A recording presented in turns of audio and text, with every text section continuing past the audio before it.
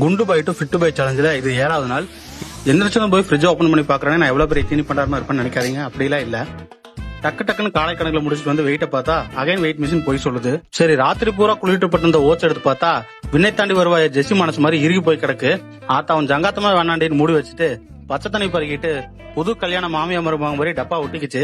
அப்புறம் நான் தான் நாத்தனா மாதிரி நடுவில் பூந்து பிரிச்சு விட்டேன். அப்புறம் கிரியேட்டின கல்லி தண்ணி மாதிரி கவுத்திட்டு வாழைப்பழத்து கூட சண்டை போட்டு மேல்தோல் மட்டும் உறிஞ்சு வந்துருச்சு.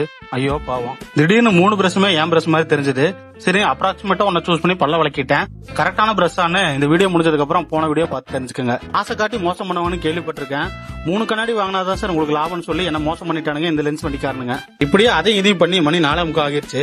இன்னைக்கு நம்ம டெஸ்டினியை சூஸ் பண்ணிட்டு காலையும் வீட்டையும் போட்டுட்டே கிளம்பிட்டேன். போற வழியில ஒரு உருவம் காத்துல ஆடி ஆடி வந்துச்சு. பார்த்ததும் ஜீரண மண்டலமே ஆடி போய் வயிற்ற கலக்கிருச்சு. அப்புறம் அது மனுஷன் தானே தெரிஞ்ச அப்புறம் தான் கலங்கின வயிறு காமாச்சு. ரோட்ல இந்த வண்ண விளக்குகளை பார்த்தா போன வீடியோக்கு நீங்க கொடுத்த வரவேற்பு தான் ஞாபகத்துக்கு வருது. ரொம்ப நன்றி. இந்த நர்சரி ஸ்கூல் போர்ட பாருங்களேன், என்ன மாதிரி கியூட்டா இருக்கு. வழியா ஊரை விட்டு தள்ளி வந்துட்டோம். சூரியனும் வெளியே வந்துட்டாரு. போன டைம் மாதிரி இப்பவும் போன மறந்துட்டு போகல, உஷாரா ஓடி வந்து எடுத்துட்டேன். லைஃப்ல இந்த ஒரே ஒரு ஆசை தான்.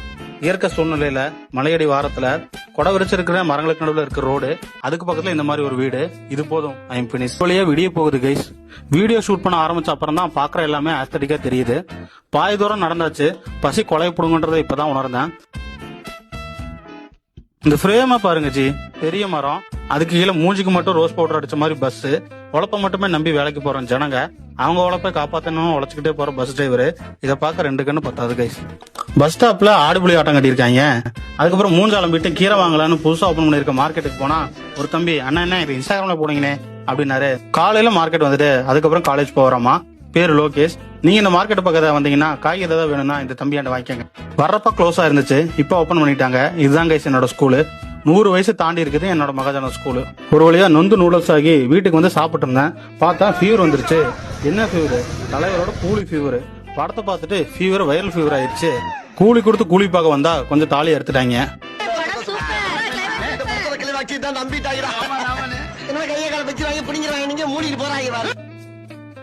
போற வழியில ஒரு ஃபாலோ லைக் தட்டி விட்டுருங்க ப்ரோ, இல்லைன்னா எங்க கிடைப்புன்னு தெரியாது.